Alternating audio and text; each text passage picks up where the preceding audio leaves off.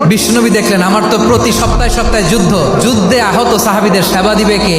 বিশ্বনবী কি খেয়াল করলেন দেখেন, সাদ ছিল মদিনার বড় ডাক্তার। এই নারী সাহাবী রুফাইদা বাবার কাছ থেকে চিকিৎসা বিদ্যা শিখেছেন। বিশ্বনবী রুফাইদাকে বললেন, রুফাইদা তুমি মসজিদে নববীর পাশে একটা মেডিকেল ক্যাম্প করো। বিশ্বনবীর ডিরেকশন অনুযায়ী তিনি মসজিদে নববীর পাশে একটা মেডিকেল ক্যাম্প করলেন এবং আহত সাহাবাদের চিকিৎসা উনি ওনার টিম নিয়ে দিতেন। বিশ্বনবীর পরামর্শে উনি আনসারি এবং মুহাজির মহিলা সাহাবীদেরকে নিয়ে একটা স্পেশাল মেডিকেল টিম গঠন করলেন। খায়বার যুদ্ধে 7ম হিজরিতে যখন বিশ্বনবী যায়, উনি ওনার টিম নিয়ে আসলেন, বললেন, ইয়া রাসূলুল্লাহ আমরা তো তলোয়ার চালাতে পারি না, আমরা তো তীর মারতে পারি না, আপনি যদি অনুমতি দেন খায়বার অভিযানে আমি আমার টিম নিয়ে মেডিকেল টিমের সেবাটা সার্ভিসটা দিতে চাই। পড়েন সুবহানাল্লাহ। বিশ্বনবী অনুমতি দিলেন, যোদ্ধা সাহাবীদের সাথে মেডিকেল টিম নিয়ে অগ্রসর হলেন। খায়বারের প্রতিটা আহত সাহাবী যারা ইনজুরি শিকার হয়েছেন সবাই রুফাইদা আল আসলামিয়ার এই মেডিকেল ক্যাম্প থেকে চিকিৎসা সহায়তা পেয়েছেন। সুবহানাল্লাহ পড়েন।